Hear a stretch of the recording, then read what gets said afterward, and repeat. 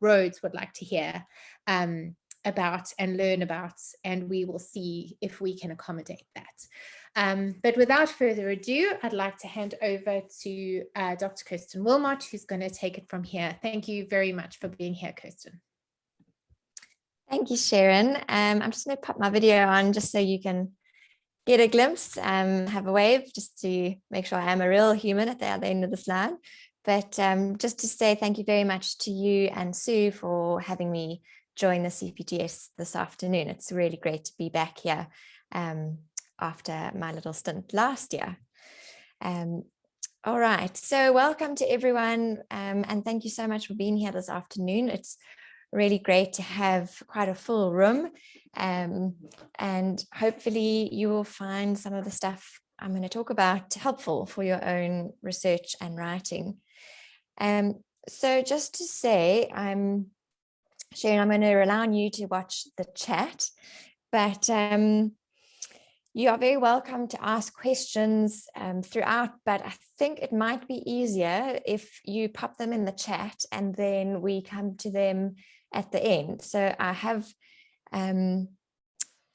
banked on having some time at the end, but we never quite know how these things go. So let's hope we will get time for a bit of discussion. Just to say that what I'm going to be showing you today and explaining, this is informed by my own doctoral research.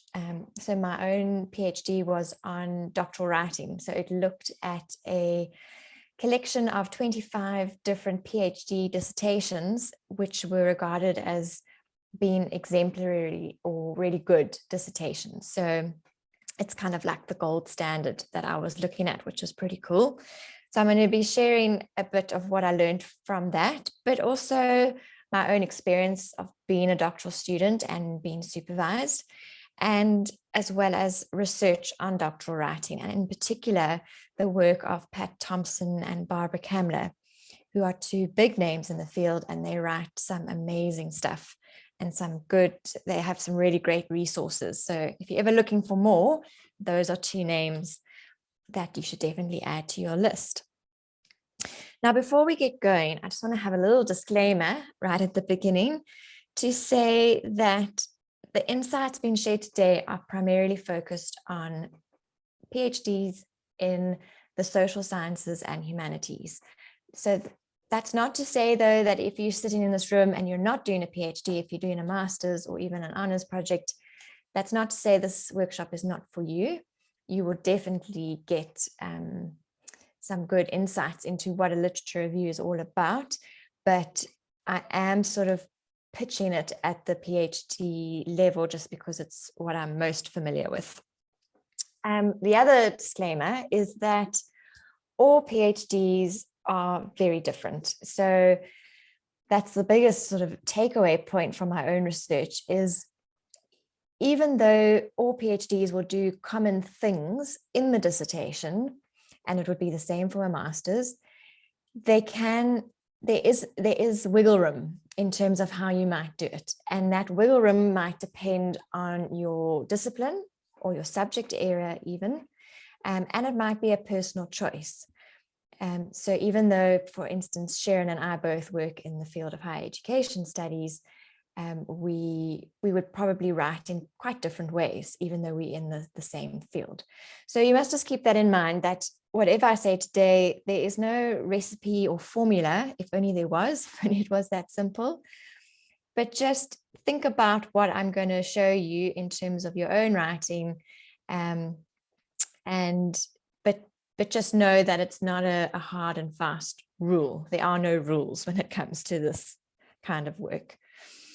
I've just realized I didn't really introduce myself, but Sharon did. But just to say that I am from the Centre for Higher Education Research, Teaching and Learning, or what we call CHURTL at Rhodes. And in that role, I do quite a lot of staff development, but I also coordinate our PhD program in higher education studies. So that's my disciplinary background, and sort of the perspective where I'm coming from.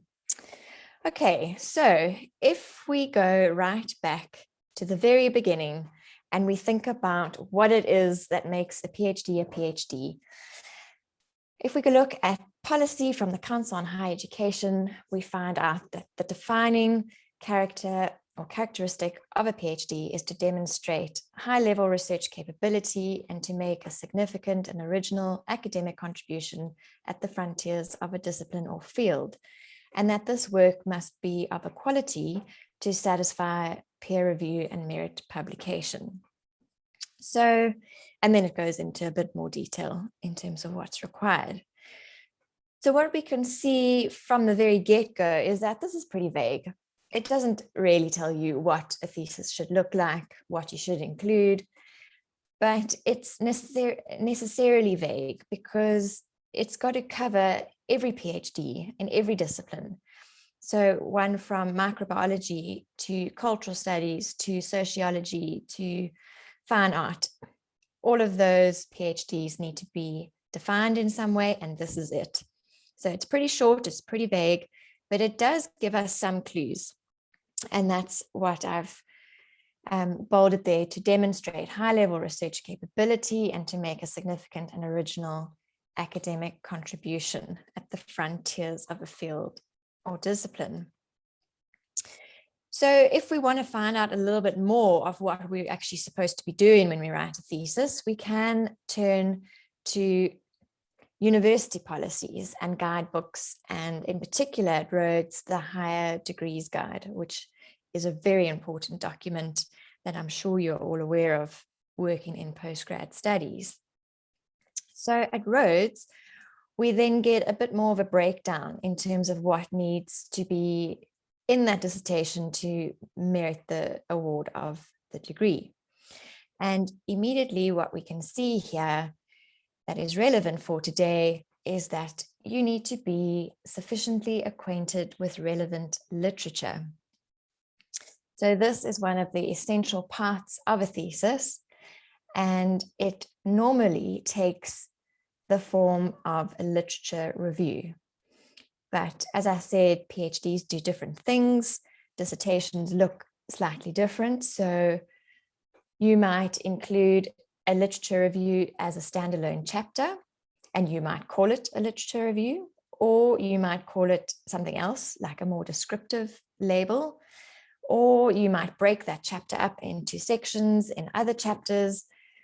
That doesn't really matter. We're not going to be looking at that today. That's really a personal choice depending on your research study, and it's a choice you'll make in conversation with your supervisor. I couldn't possibly tell you what was best for your study. But what we are going to look at today is, what does it mean to be sufficiently acquainted with literature, and how do we move from a very sort of passive summarizing of literature to make it more, to put that literature to work, to make it do something for you. All right. So I want to share some insights from my research, which, as I said, looked at exemplary PhD dissertations. And what I found is that even though this aspect of the thesis can look very different, all dissertations will engage with literature to an extent, because we've seen in policy, it has to be done. That's what it's an expectation. But another thing I learned is that what separates out really good dissertations is that they are the ones that go a step further to not only show what is known in their field, but to also show what is missing. And that's what we're going to be focusing on today, because by showing what is missing, you are in effect constructing a kind of a gap that your study will then fill. And in doing that, you are then positioning your study within existing literature and within existing scholarly conversations. So it then goes from being just a summary of what other people have found to actually showing what they have found, what is still to be found, and how your study fits in. And if we start re-looking in the literature review in that way, it makes this process a lot more active. It's no longer just a he said, she said, then that person said, and then that other guy said that other thing. You actually need to take ownership of that literature and start working with it in a particular way to locate your study within those existing debates. So 2 lessons that I have learned through doing this is that a literature review is showing more than what is already known. It's more than that. Yes, that definitely comes into it. Of course, you need to show what findings have been revealed through existing research. That's an obvious point. But it needs to go a little bit further than that to show what is also missing. But another key point is that these gaps, or this so-called missing knowledge, it's not like a naturally existing thing. It's not going to be obvious to everyone. Not everyone is going to have a shared understanding of what that gap is. You need to construct it through your writing. And that is what we will be looking at in some detail. So if we take these 2 points in turn, just to think about them in a little bit more detail. So this idea that a literature review is more than showing what is already known. Well, what I mean by that is it's more than a summary of what other people have found, because as you engage with literature, you also need to be continually linking it back to your study to show how your study fits in to what is already out there, and also in relation to this gap, because that's going to show why your study is needed. So that's a really important part of this process, is not only showing what's there, but we need to show what's missing and how your study fits in. So in that sense, it's almost about building a rationale for your study as you engage and as you use literature to build up that contextual knowledge about the field and about the area, the topic you're looking at. So you might be asking yourself, okay, that's all good and well, but how do I do this? So the way we do it is by purposely and actively and authoritatively drawing on literature to explain what is known about your topic, how that knowledge came to be known. So how did those findings come about? What did people do to generate that knowledge? And also, what is that existing knowledge able to show about your topic? So what are those studies really good for? You know, what can we learn from those studies? And then on the flip side, what is it not able to show about your topic? Because you wouldn't be doing your study if it had already been done. There must be something special about your research that adds something unique or a different perspective or just something different. Otherwise, yeah, as I say, you wouldn't be doing it. So what is, if you looked at the existing knowledge in the field, what is it about that knowledge that doesn't quite capture what you are going to be doing? And then in terms of the argument, you need to be showing why that gap needs to be filled. So why do the study in the first place? Why is that missing knowledge an essential piece of the puzzle? So that is what I mean by a literature review is more than showing what already exists. Now, in terms of this idea of a gap not existing, what I mean by that is that these gaps, you need to construct this gap through your writing. You need to show your reader, you need to convince your reader that this is an area that is missing and it's an area worth pursuing. So in that sense, it's about clarifying what is known. So as I said before, that's a very essential part. I'm not trying to downplay that for a second, but we need to be adding the flip side to it of what is unknown.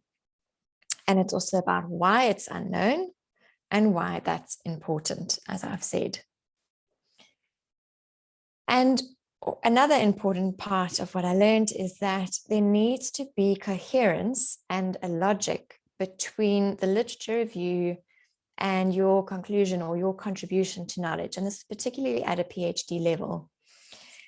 So you need to start thinking of the beginning of the thesis, where you're setting up your topic and you setting up that rationale and you grappling and going into dialogue with all the literature.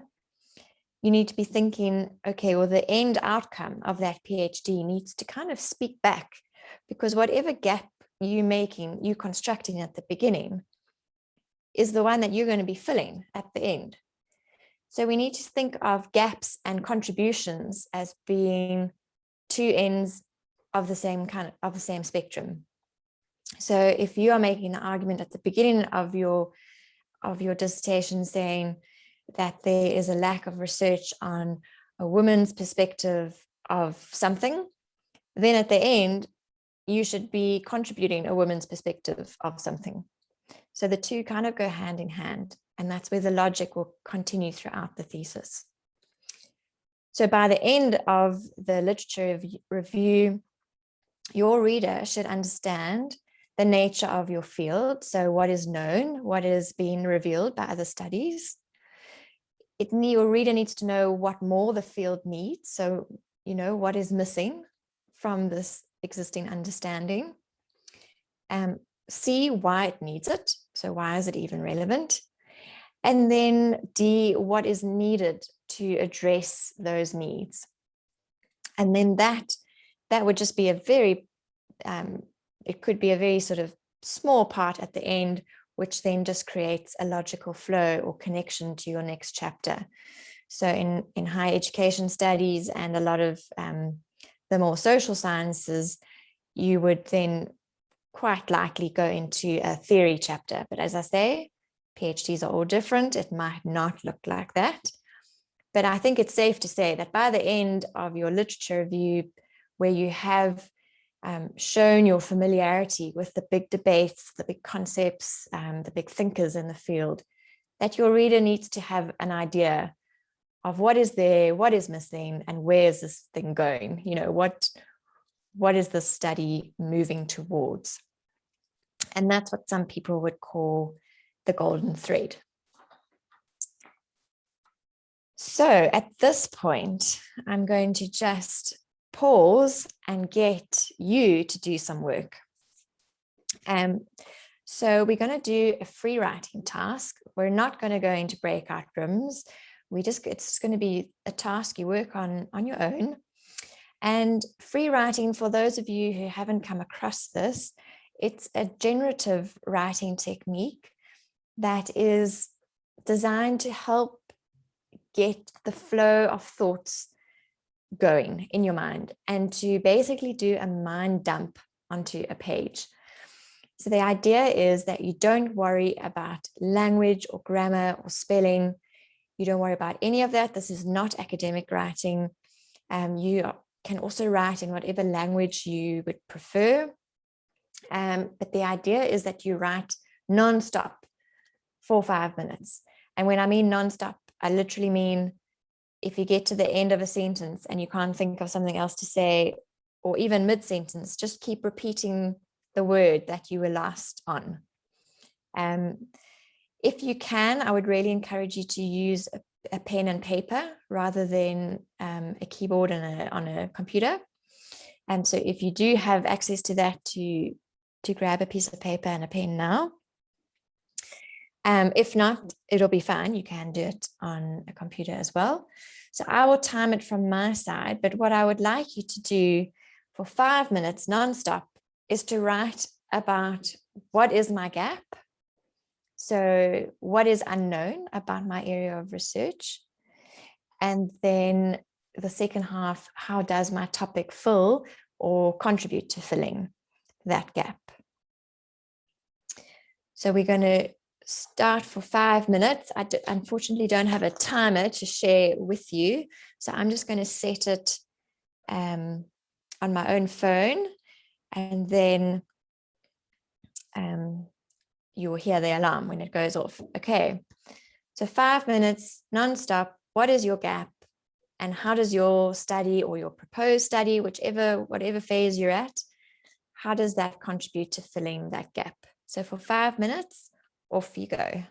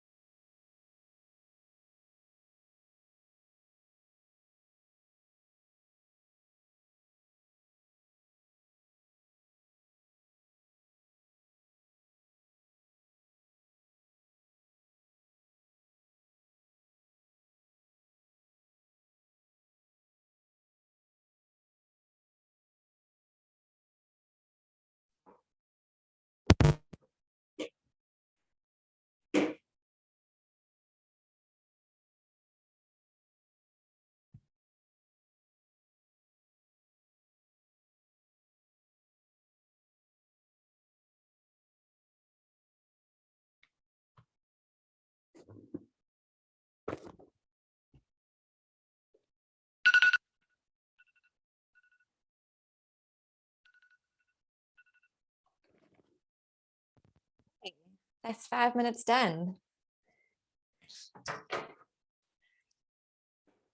I'm wondering now if we can have 2 brave volunteers who would like to take the mic and tell us very briefly what their gap is and how their topic is going to contribute to filling that gap. So can I have a hand up from somebody in the room?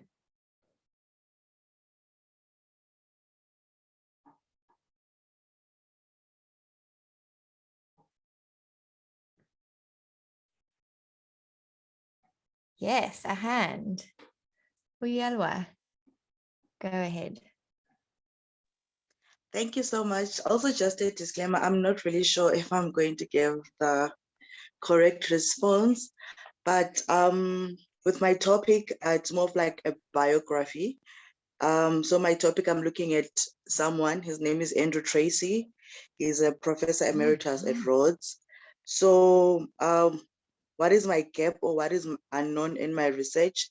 So I'm doing a master of music and in the field of ethnomusicology. So I deal mostly with African music, and we are trying to sort of make African music more professionalized in institutions. So what is the gap or what is unknown about in the area of my research is that African music can be professionalized and taught in institutions of higher education within the African context without really transcribing the songs to Western music. So Andrew Tracy, who had the opportunity to travel to a lot of different African countries and was taught how to play like different African instruments in their context. So when he came back and when he was teaching at Rhodes, when he was writing all his articles and when he was teaching all his students, he was mostly using the way that he was taught by those different indigenous people from those different countries. He didn't change or try to fit it in the context of how people teach in universities or in high schools. So that is something that people kind of don't understand with when it comes to teaching African music. And what I think my topic fills or contributes the gap, it shows that Andrew's work was mostly embodied learning. That knowledge can be attained without following the normal westernized way of acquiring an education. And it just generally shows that the way that people were taught African music can also be used to teach it in high schools or at universities. They don't need to alter or change it to a Western way for it to be actually something that's approved. Thank you. Brilliant. Thank you so much, Uyelwa. That is fascinating. What an interesting study. And I don't think there are right and wrongs in terms of answering that question, but I got a really good sense there. So I think, yeah, I think you addressed that really well. So well done. All right, let's hear from Nontutuzelo. Nontutuzelo, sorry. Stumbling here. Do you have your hand up still? Okay. Yes. Thank you very much. Yeah, I'm not Tuzelo, but to my nickname is Ntutu, so it becomes easier for you. Yeah. I just need to get better. I think is the problem here. Tutu, and my concern is on the traditional dance. Otherwise, my topic is on the dance. Imvene is the kind of dance Imvene that is danced by that is popular, and mostly I'm focusing on the Amampondo socio-cultural group. Then I saw that I discovered that the traditional dance nowadays in this generation is not something that is regarded as the best dance, and in fact it is regarded as the dance of the poor and lower class. So that is why in fact, I even discovered that, okay, the tradition, there can be no present without the past. And as such, I focused more on the traditional dance in Vene, with the purpose of bringing back the morals and values that we grew up with, because everybody has got his or her traditions. That is why I say I would like to bring back the values and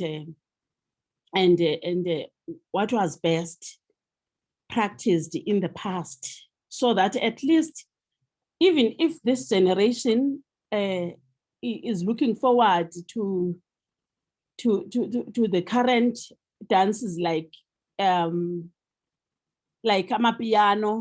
amapiano, the dance that is popular these days, and ivosho, which is done by our children these days. But I am looking back to bring back what was done, because there were morals that were contained by there were morals in the past that were that we learned from the previous dances and also in our traditions. So that is the gap that I want to close. And in fact, I want to bridge the gap. I don't want to close, but to bridge to bring back the past and the changes that that they experience. And in fact, I'm part of the present. Then I want to bring the past to the present. Let me stop there for now. Okay, brilliant. I really like that that idea of the bridge and bridging knowledge. And I think that's a wonderful metaphor to be using. Well, thank you both. I wish we could go around the whole room, because it's just so nice to hear about interesting research. So thank you very much for sharing, and hopefully we can get some more time at the end. Okay, let's continue with this. So thinking about this idea of establishing a gap being an active process, what we are essentially asking you to do is to move from knowledge telling, which typically can include an over-reliance on source texts. And that's when we see so many citations being packed in, lots and lots of direct quotes. And this is often at the start of the process, and it's something that I think everybody has to go through as you become more familiar with your literature and as you get to grips with this genre. But I'm pretty sure a lot of you, I know my writing was certainly like that, where you kind of feel so overwhelmed by what everybody else is saying and the way that they say it and how well they say it, that you just want to include that in your chapter. And it's very hard to find your own voice within those very powerful voices. And so as a result, we just quote, or cite. And we don't really give that literature space to breathe.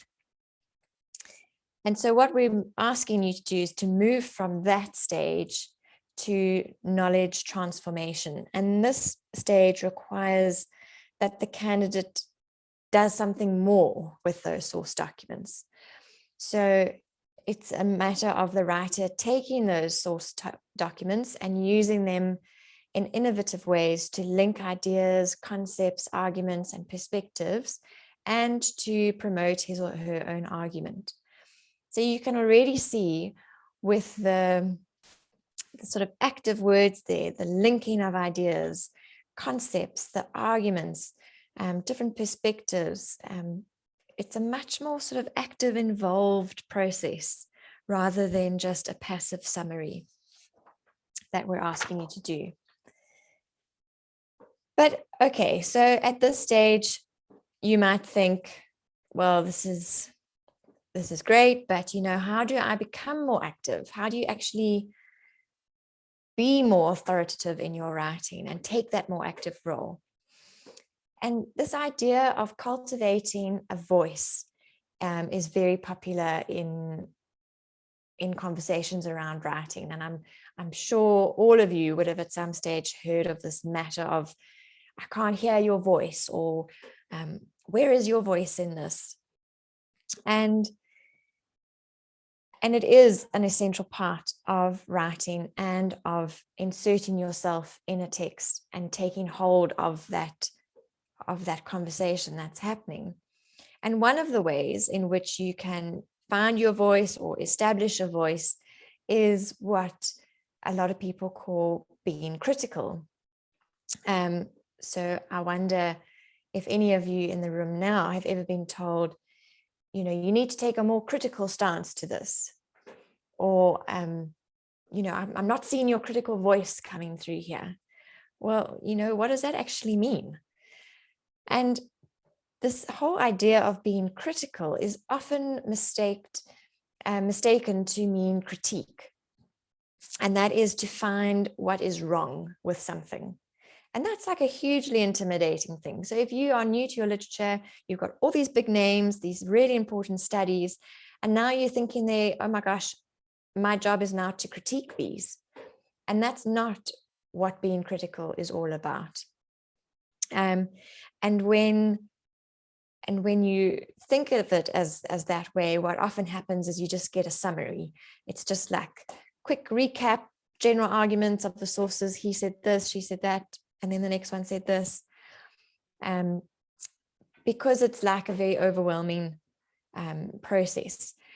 So I want to try and encourage you to rethink this matter of being critical as rather being just more engaged and having an opinion, making an argument.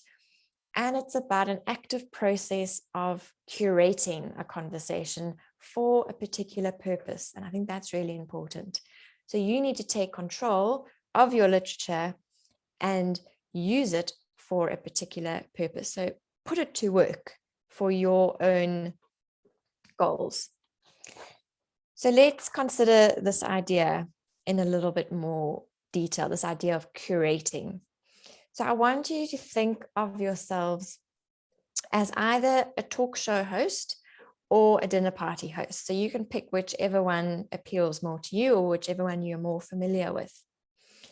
So I want you to imagine yourself either at your dinner table or in a studio, and you are surrounded by people, and those people each represents a study or an author or a collection of studies. And now you've got to start having a conversation. So how do you do this? Well, you can start by looking for connections between ideas and authors. So you can imagine when you introduce people, you say, oh, you know, this is X and she's studying politics at Rhodes and this is her topic and you know, please meet Y. And I think you guys will get along well because she's in history and she's looking at something else. So you've got to make those connections and links. And so you are the host and you are directing that conversation. And you are saying, did you know this? And this person says that. What do you think about that? And you are directing that conversation around talking points or around the assumptions in your field. So that's what we mean by being more engaged in that conversation and starting to create that argument, because you need to convince your readers or your audience that your argument holds, that it is defensible. So you need to curate that conversation to unfold in a particular way. You need to tell the story in a particular way in order to establish your gap to a point where it is defensible, where you have used enough evidence to make your reader think, yeah, I'm convinced. That is the goal here. So if you are just providing a summary, your reader is going to probably feel a little bit uneasy about things, because you actually need to convince them, and you convince them by making a series of claims and using evidence and actually orchestrating that literature in such a way to tell your story that is convincing to your readers. So this analogy comes from Kamler and Thompson, and they say it is the doctoral writer who does the inviting. It is she who initiates the conversation with her scholar guests, and it is she who uses what they have said rather than just being grateful that they have come. And I love that quote, because I think at the beginning of studies, we are just grateful. We're overwhelmed and we're just grateful for being there, and we just want to do our best and show our reader exactly what we have read and everything that we have read, to convince them that we have worked hard enough for the degree. Well, actually, it's not really about that. It's about making an argument. It's about putting that literature to work in a way that serves your purpose. So that really resonated with me, and hopefully it will with you. But we can imagine when things go wrong. So I'm going to go with the dinner party analogy, but you can see the crossover. So we can often end up in a situation where we've got a dull dinner party. So that's when the researcher gets her guests to speak one after the other with no engagement, no interaction, no debate or challenge. So it becomes a he said, she said summary of sources and an overuse of quotations. Then we have another situation where we have an awkward dinner party. And that's when the researcher holds the floor, ridicules all the guests, and prevents them from talking back to each other. And in this case, what we are confronted with is an overly confident writer who is very dismissive of sources and presents a biased view of the literature, and at the same time doesn't actually create links. And then a very, very common one is we have what we call an invisible host. And that's when the researcher gets others to speak, but doesn't actually join the conversation herself. And I'm going to show you some examples now of what I mean. And these are taken from Kamler and Thompson, 2006. And I do include the full references at the end, so you will have access to that. But I'm just going to give you a few minutes, or 1 or 2 minutes, just to read through this paragraph and just take note of all the blue text where I've highlighted all the different references and citations being used.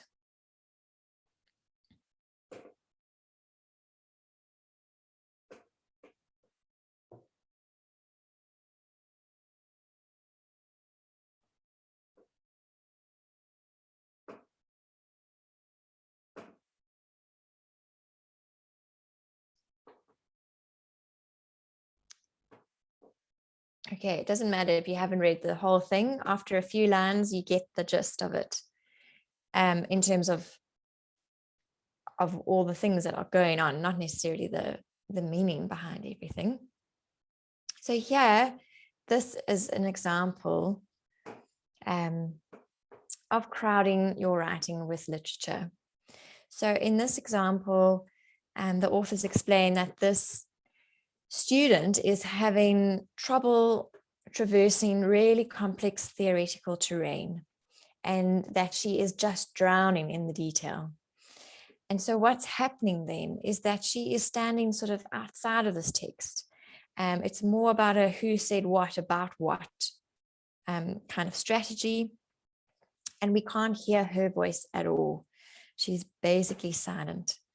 And that comes across in the fact that there are no evaluative comments, and there's nothing to link this to her own study. It's just very, very dense theoretical and really just relies on what others have to say. So you will be able to come back and look at these. I know I am going quite fast here, but it's just to give you a sense of what I'm talking about. So if we look at this next example, number 2, again, I have highlighted the citations here. So just start reading from the top down to give yourself a sense of what's happening here.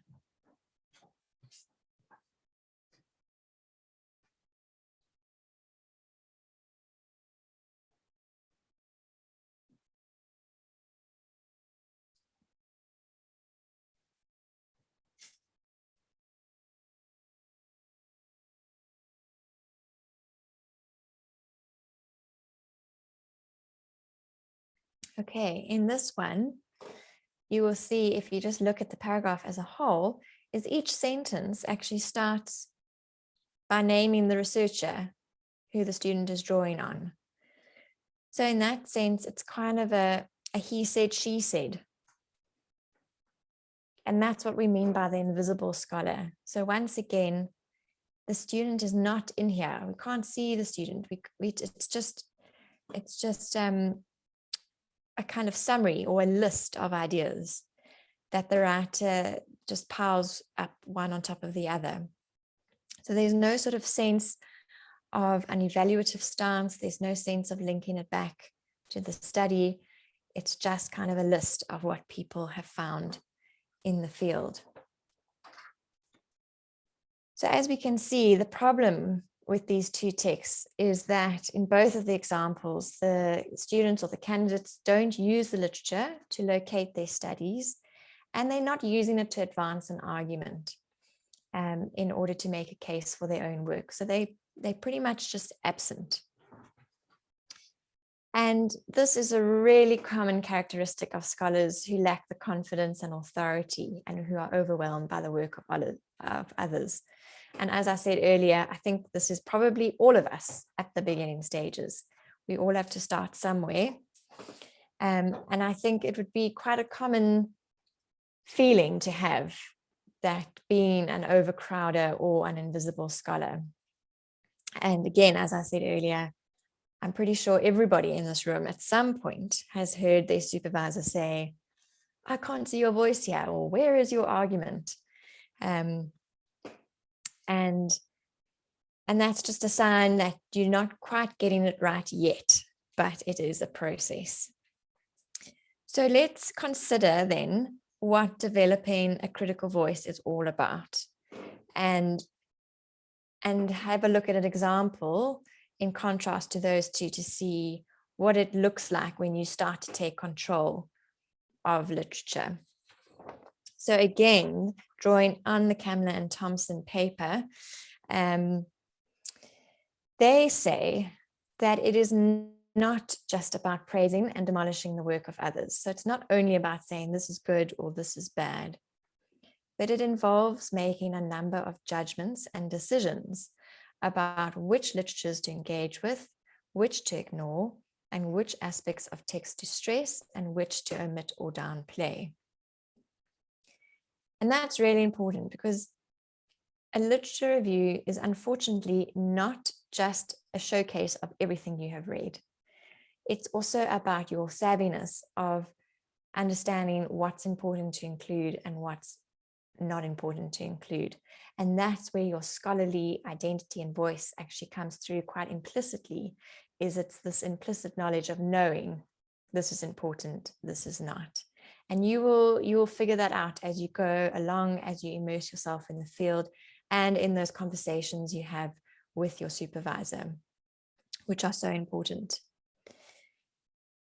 But making these judgments is also about paying attention to definitions, to underpinning assumptions, to the different theories being used, the different methodologies or the methods, and the findings. So it's about paying attention to more than just what other people are saying. It's also why they're saying it, what is underpinning that, how did they get to those results? And it's also about being respectful of what others have done and what they have contributed rather than going on the attack. So I remember with my first draft, I thought, oh, I must be critical. And I ripped to shreds everything I'd read. I told my reader exactly what was wrong with it. And in my naivety, and I cringe to even look at it now because I was way out of line. But that was my kind of first attempt of being critical. That's what I thought it meant. But actually, it's about being critical in the way that you are engaging with literature, to pick up those links, to see how those studies have been produced, where, who did them, how did they do them. It's about being aware of all those other little things. So then just very briefly, just to give you an example here of where a student is being a little bit more successful in terms of being in control or being in charge of the literature. So here, she's really drawing on the literature to tell a particular story in a particular way. So I'm just going to give you a few seconds just to get a sense of how that's a little bit different to the ones that have come before.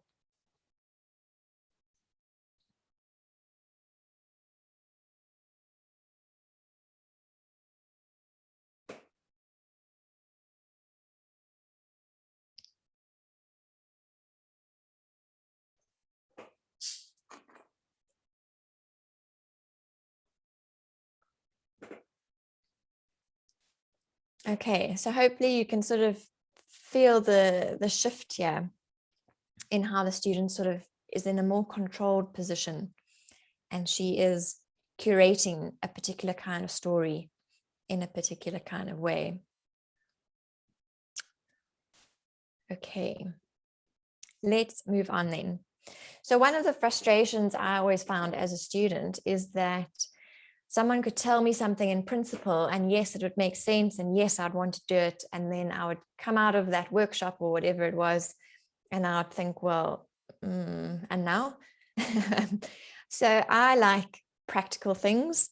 And so what I'm going to spend the rest of the time doing this afternoon is giving you some practical strategies to actually use to develop your critical voice. And this is going to be centered around a very important part of the process which I learned.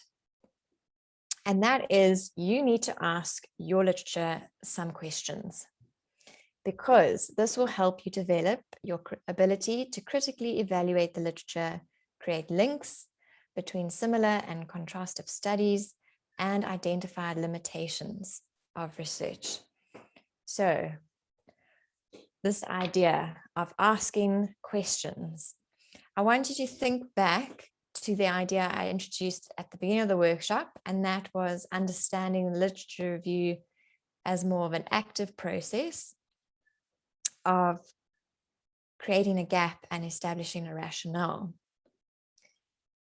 Because if we start to rethink literature reviews in this way, we can immediately make them more active, more critical, and start seeing your voice.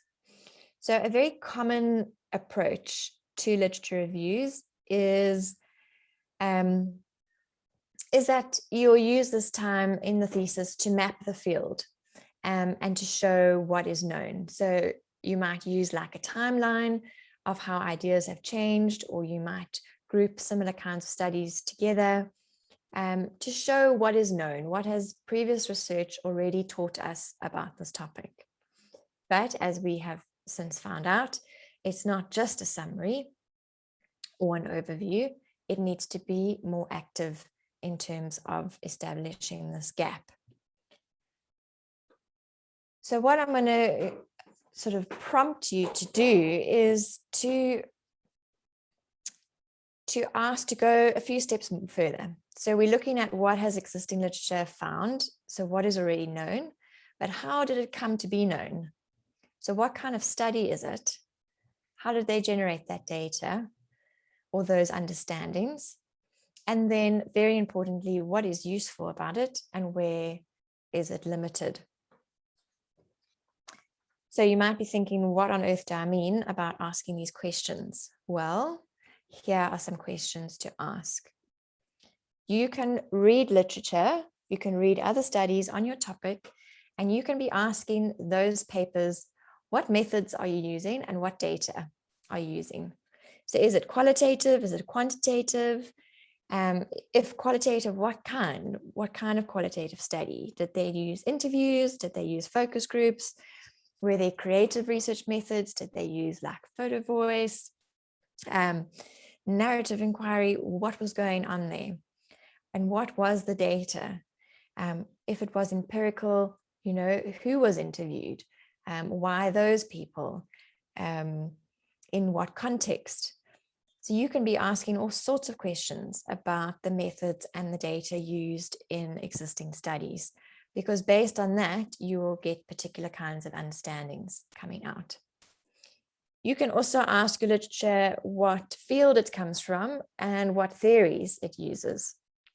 So, for instance, for my study, I was drawing on academic literacies research, which comes from a particular kind of field or subfield. I was looking at linguistic studies of language in terms of the writing. I was looking at sociological accounts of student experiences of writing. So there was quite a lot of sort of different disciplines that I was working with, and that impacted on the kind of knowledge those studies revealed. Also, the kinds of theories that papers use, different research uses.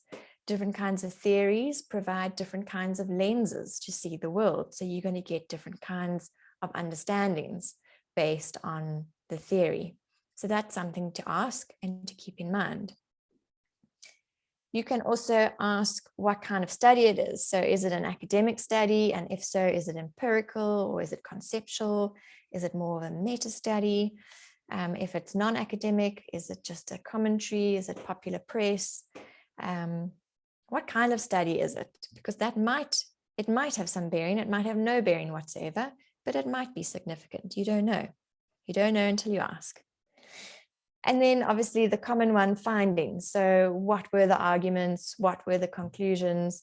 And perhaps the implications. So what did those papers find out? So that's often the go-to place when we're doing literature reviews.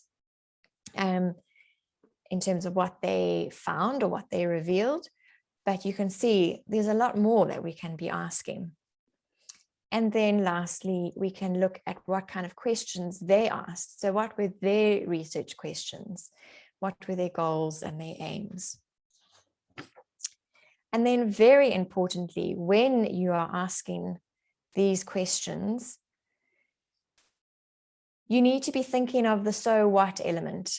So if you are going to point to something in, say, the methods, if you're going to make a case for, or if you're going to highlight the fact that existing studies are qualitative, you need to say, well, then so what? Maybe it's because you're going to be contributing a quantitative study to add a different data set, to add a different understanding. So we need to know, you need to link these questions back to your own study. So you need to be thinking about what is positive about it. So what does existing research help us in? How does it help us to understand? And what are the advantages to the existing ways of doing? And then, of course, the other side, what are the limitations? So what criticisms could we be making? And what limitations might there be? And the limitations is really where you're going to be positioning your own study, because ultimately that's where you're going to be plugging that hole. But something to keep in mind that's really important when you're asking these questions is that there is no one size fits all cookie cutter approach, unfortunately, if only there was. And the fact is that different kinds of research will construct different kinds of gaps. And depending on what your gap is, will impact what kinds of questions you're going to ask and how much you're going to push those questions.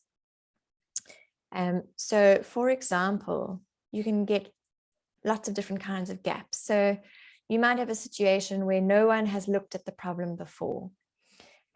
So, you know, a lot of like history dissertations, they might come across a topic that nobody's ever studied in an academic way before. It almost sounded like one of our, well, actually to a degree, both of our participants earlier, it sounded as though your studies could have perhaps fitted in here, where you are bringing this more sort of historical Indigenous knowledge to the forefront in an academic way. Your gap could be that you are contributing something from a new context. So if you are looking at student attendance of lectures and most of the data has come out of traditional university contexts like Rhodes, and now you're going to go to a university of technology and have a look what's happening there. You might be contributing new knowledge because it's on a new context. You might contribute something new on a different aspect of the problem. So for lecture attendance, maybe they've interviewed more male students than they have female students. And so you want to add a different perspective by interviewing those that have been excluded or marginalized. You could come at a problem from a different perspective. So you could offer a new method for testing something, or you could come with a different theoretical perspective. So that would be, so I would have put myself into that category where I was looking at doctoral writing, and I argued that we couldn't see knowledge in writing because we didn't have the right theoretical tools. And then my study contributed those tools. It could also be who you are as a person. This is not that common, but it definitely is a thing, particularly like in cultural studies or perhaps African studies, where who you are really matters in terms of the knowledge being produced, and that you might have more legitimacy over that knowledge based on the type of person you are. So maybe as a South African Black woman, you would have a particular understanding of a phenomenon or a topic that, because of who you are as a person, you have a particular understanding. And so that knowledge is legitimate and unique because of who you are.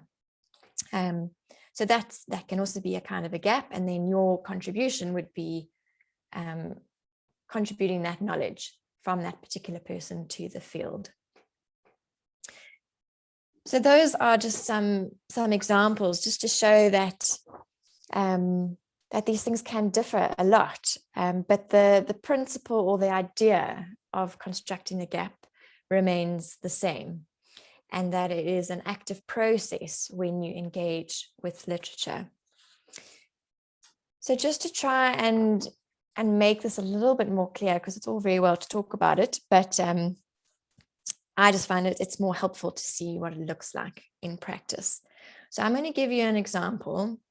It is quite long, but we are near the end. I'm almost at the end. It's the last thing we're going to look at.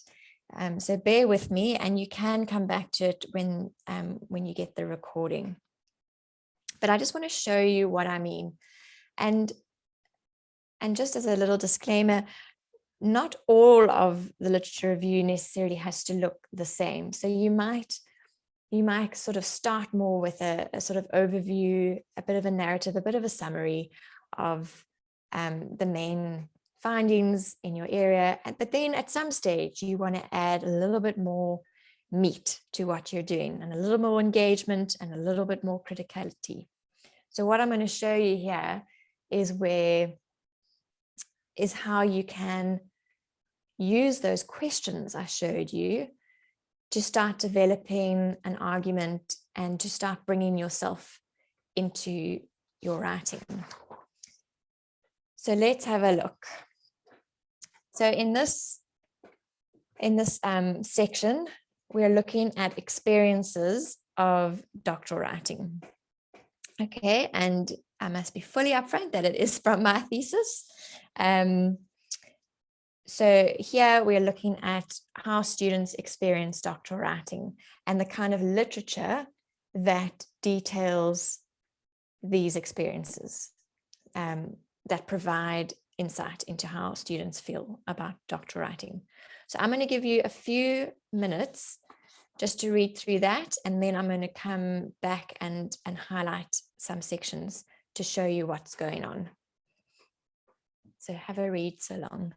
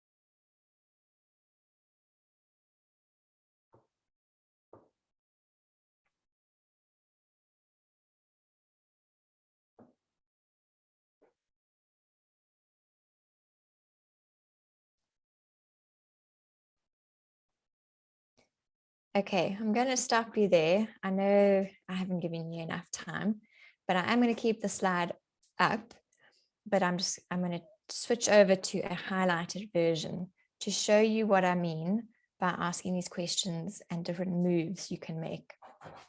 So the way I did this was, for each, I divided my literature review into different topic areas. So I had like experiences of doctoral writing, I had teaching doctoral writing, I had linguistic studies of doctoral writing. And what I did is I characterized, so in the yellow highlighted a bit, and hopefully we have no colorblind people in the room this afternoon. If there are, please do get in touch and I can send you a different version using different kinds of text rather than colors.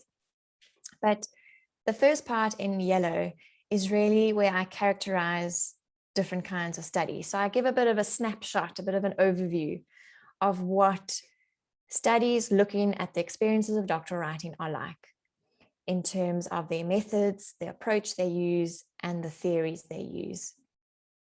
And then I move into a different stage where I talk about what these studies have to offer. So the affordances of the studies in green, and then I draw on an example in more detail to show what I mean.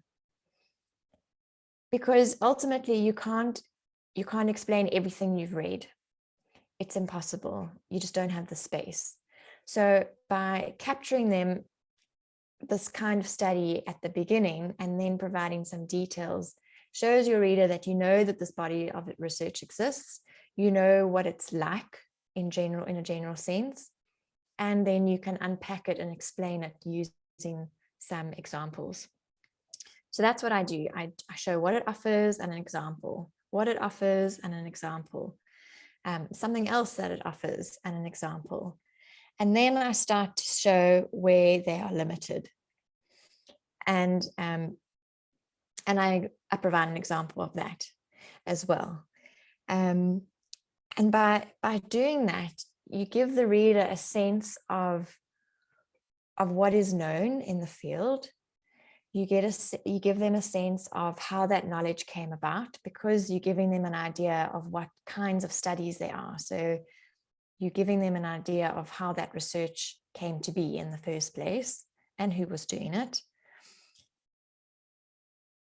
And then I start to situate my own study by showing how it fits into the field, by telling my reader, well, we've got all these studies, they're really good at showing A, B, C, and D. But where they are limited is that they are not showing X, Y, Z. And then ultimately, you're going to keep building those arguments up, and then your study is going to be showing the X, Y, Z. So I just wanted to show you, I don't know how helpful this is. When I have done this for other students, they have found it helpful. So I'm hoping some of you are getting some ideas. As I said, this is not a cookie cutter recipe, but I just thought it's useful to show you how those questions can be used in writing, and you might want to use them in different ways. But your voice is essentially coming through when you start engaging with the literature. So it's no longer just a summary of this person said that, this person said that. You're actually showing, well, so what? So what that they showed that? Well, actually, it's really useful for showing this dimension of the problem or that part. And actually, it's missed the boat on this other stuff. And this other stuff is really important. So that's what I'm going to look at. And that's how my study fits in. Okay, so as I said, you can come back to that if you want in your own time. I just thought it would be maybe helpful just to take you through it, of how they can come together. So just to end off very quickly then, and then we can have some questions. So among other things, the literature review is where you need to establish a kind of rationale for your study. And you do that by constructing a particular kind of gap. So in that sense, it's not about just summarizing, but rather to use the literature to show what is known, how it came to be known, what is missing, why it is missing, and why we should even care. So why do your study in the first place? Why is that important? And then just to keep in the back of your mind that your conclusion will speak back to your rationale. So the gap you construct at the beginning will be the knowledge that you are contributing at the end of the PhD. And that's going to help keep that logic going throughout the thesis. So if you can just keep that at the back of your mind, it might help to bring all those pieces together. And then, as promised, I do have the references here. So you are very welcome to have a look back and see how others have spoken about these things in the original form. But that is it from me in terms of my input. But I see that there are some notifications in the chat. So you are very welcome to ask some questions at this stage until, Sharon, am I right in thinking we end at past? Yes, that's correct. Great. It's so interesting. Every time I hear you talk about this, I hear something new. Thank you. Good, pleasure. If you haven't had your question answered, because Kirstin did answer some of the questions earlier, please do just sort of poke us so that we can go back through the chat and see if we haven't answered your question. Tanisha, you had a question about making links and wondering how much or how wide do you need to read to start seeing the links, or are there types of literature that you need to engage with to better see the links? For example, will review papers provide more insights than original papers, or will book series provide more insight than articles? I don't know if that question was answered or not. I don't think so. I think it's such a hard, there's no rule about this either.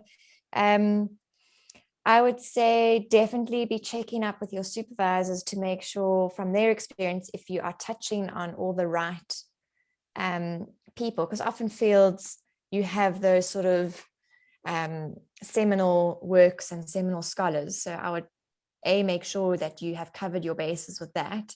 And then another rule of thumb, and Sharon, you've said this before as well, is when you are reading and nothing new is sort of coming out, then you kind of know you've hit saturation point. And if you keep checking the reference lists of other people's articles and you start to see a pattern that, oh yeah, I've read that and I've read that, it's kind of just a sense that you get. That you're not necessarily finding anything more like hugely significant. Yeah, you're not finding whole new lines of argument or lines of scholarship, but really just more that adds to what you already know. And at that point, that's probably when you need to stop. So you do not have to read 150 papers on everything. You've got to read enough that you can talk about the dimensions of your research problem with a relative sense of authority. So one of the things that I tell my students, especially my master's and honors students who look at sort of the pile of reading and freak out and think, oh my goodness, where do I even start? And I know a PhD student do this as well, but I use the 5x5 rule or the 10x10 rule. So instead of spending 2 hours in EBSCOhost or on their library database or in Google Scholar and downloading 100 papers and then just feeling completely overwhelmed and not knowing where to start reading, you do a very careful search for 5 papers or 10 papers that seem like they're probably going to be quite useful for you to read, and you read the abstracts and you read the titles and you read the keywords and you give them a skim, and then you read those in detail. And then you look at who they're citing and their reference list, and you find just 5 or 10 more. And then you read those, and then you find just 5 or 10 more. And that helps you to start getting a handle on it. And it also helps you to start sort of seeing where the same names and the same arguments keep cropping up, and then where new arguments and new names need to be chased down. It doesn't always work exactly like that, but it can be a very useful strategy, especially if you're starting out with your reading, or if you're feeling a bit overwhelmed by your reading. Yeah. Any other questions? You're very welcome to put your hand up and take the mic, or you can pop it in the chat.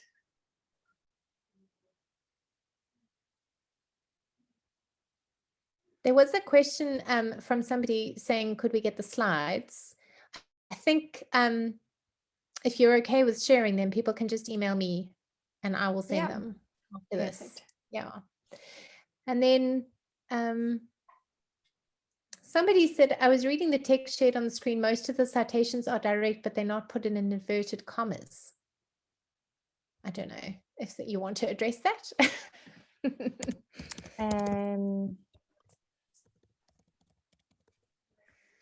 That was a question that somebody still has for you.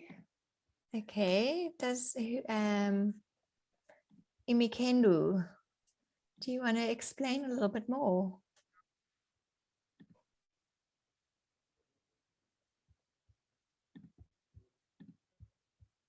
I don't know if they're still here.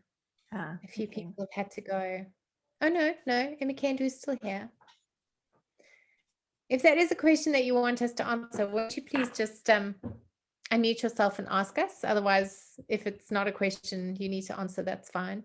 And then somebody has their hand up. Oh, Neil has your hand. Neil, you have your hand up.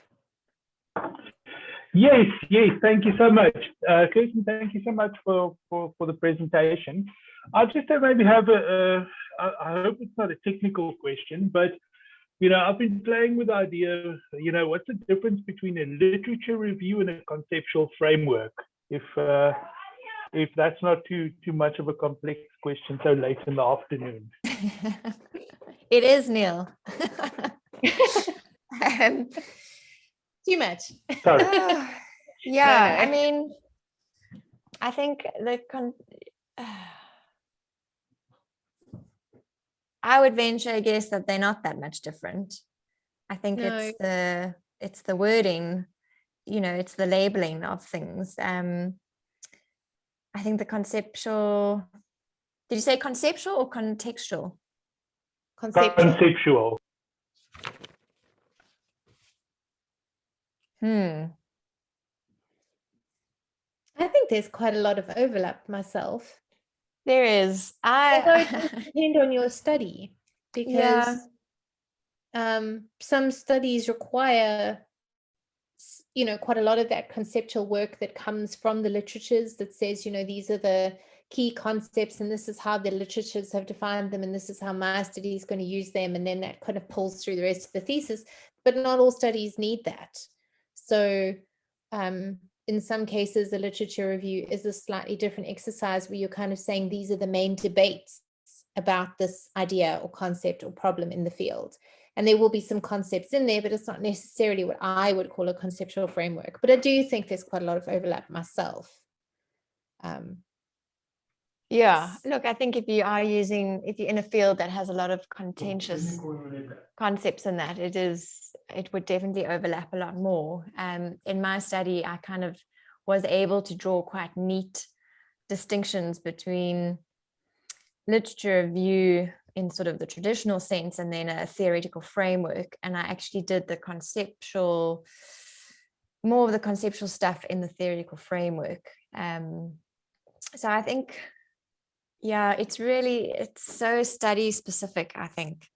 And again, something to work out with your supervisor. I know at Rhodes in our program, that is the kind of term that gets used a lot.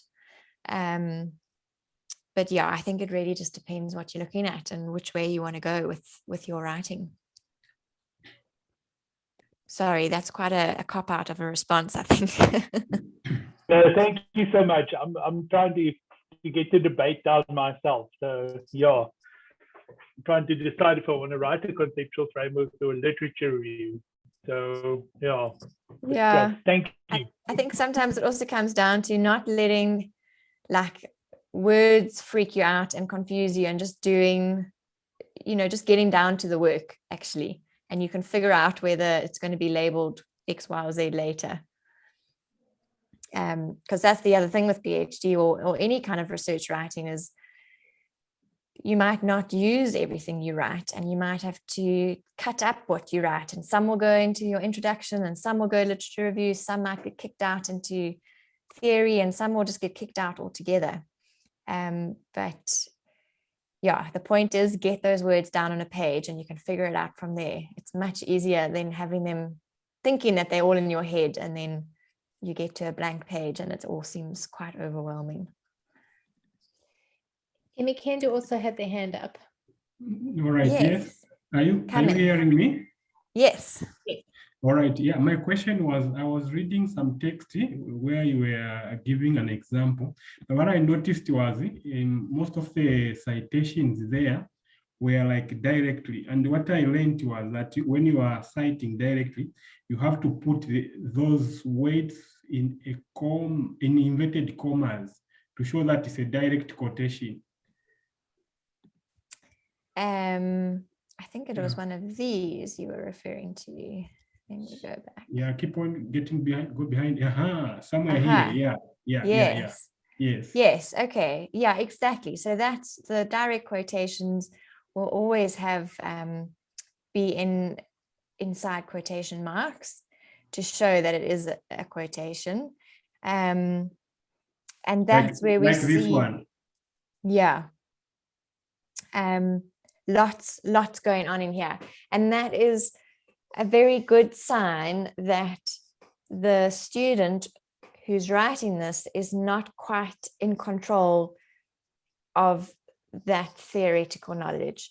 So quite often, particularly with theory, because it's so dense and it's so, it can be so overwhelming when you are new to it, that the way other people explain it just makes sense, but you often battle to explain it yourself. And so what happens is your writing becomes full of just direct quotes.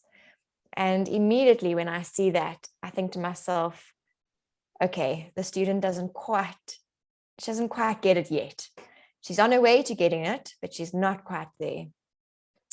So it's a bit of a giveaway that, some more deep thinking needs to go on. But of course, if you ever directly quoting a text, it will always be in quotation marks. Right. Okay. Thank you. Okay, thank you. Any other last question? Boyelwa, come in. Thank you. So my question was, I really can't find a lot of literature to read on. And like I had mentioned earlier on, that I'm writing, it's more like a biography of someone. And most of the literature that I can find is stuff written by him and not stuff written about him by other people. So I've been trying to also just read on like the field of ethnomusicology and sort of African music or how it has been evolving over the years. And I just get so confused. And I also find myself over quoting. I can't find my own voice.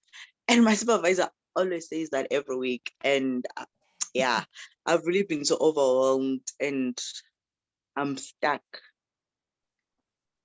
Okay. Look, I mean, I'm very hesitant to give specific advice because obviously I'm not from your discipline. But I think the challenge you're facing is quite common with studies where you are essentially contributing something like new, like this topic of this guy and his approach to African music is new. It hasn't been done before. And that's why you're not finding literature on your topic. But that is significant in its own right, and something that you need to be saying explicitly. But I think you are on a good path there by looking around that topic. So even if nobody else has studied him before or documented that approach, it could have been done in similar ways with somebody else that maybe you could draw on, and maybe be looking at how that was done and like what kinds of methods were used, and how that might inform your own study or shape what you're going to do. Yeah, I guess it would be a slightly harder argument to make, because the argument is just that nothing else exists and now we need to fill it. But yeah, I think reading around the topic more generally in the field, what kinds of studies are being done, what can they show about it, but it would really need to be more of a conversation with your supervisor who knows exactly what those big debates and different topic areas would be. Maybe there's more stuff written on bringing African music into the formal academic curriculum and what that means, and recurriculation processes and stuff like that. Yeah, sorry. Sharon, did you have any bright ideas to add to that?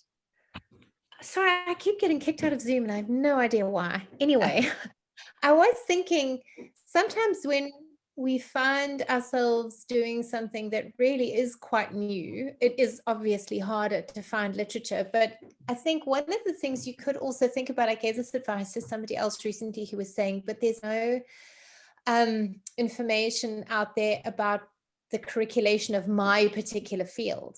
But one of the things that we thought about together was, there are other fields where something similar has been done. So where a subject didn't exist and then it did exist, or was developed and then had to be brought into the curriculum. So maybe there isn't a lot of stuff on, say, for example, youth studies or this particular musician or this particular style of music. Maybe there isn't even a lot of literature in ethnomusicology, broadly speaking, about this, but maybe you can draw on literature, for example, from, like Kirstin was saying, methodology, like how has this been done in other fields? Maybe allied fields like art or, other kinds of spaces where new voices or new performance styles or new ways of creating art that weren't done before have now become something that people take notice of, and then have had to be brought into the university or brought into public view in some other way. So maybe there are other studies that are trying to do a similar kind of thing to what your study is trying to do, but they're not necessarily in music. They're maybe in other allied art disciplines or even history. Maybe draw on those, or history. So that what they have in common is not the subject. What they have in common is the problem that they were trying to solve, or the method that was used, or the kinds of questions that were asked about the status quo and how the status quo was being challenged. So maybe sort of casting your nets a little bit wider in that way might give you more to read and more also to write about. Which is kind of what Neil said. Look at how others have dealt with this problem in similar studies, or allied fields, not necessarily the same field of ethnomusicology. I don't know if that helps you, or other people who are struggling with this problem, but that might be a way to go about doing it. That's how I would do it if it was me, basically. Okay. Thank you very much. I will definitely start doing that. Thank you. Sure. So, okay, well, I think it's just gone 4:30, so I think we must bring it to a close. But yeah, just thank you again for everyone for being here and contributing, and for your questions. And Sharon will be in touch. Well, if you want the slides, get in touch with Sharon. She has put her email in the chat. Absolutely. Sharon, I'm going to hand over to you for the last bit. Okay, thank you all very, very much for being here, and thank you again so much, Kirstin, for this really useful and informative presentation. The chat is full of lots and lots of thanks for explaining something that a lot of postgraduate students, and not even postdoctoral scholars as well, like myself, often find very, very daunting. Is how to insert our own voice into a conversation that's already been going on for a while around us, and how do we get into it, and how do we make ourselves part of it is always a challenge. So thank you all very much, and we hope that we will see many of you next week, same time, 3 to 4 on Zoom for our last session of the semester with Tally Palmer on the nature of knowledge. Thanks, everyone. Have a good evening. And when it gets to you, have a good weekend. Bye-bye.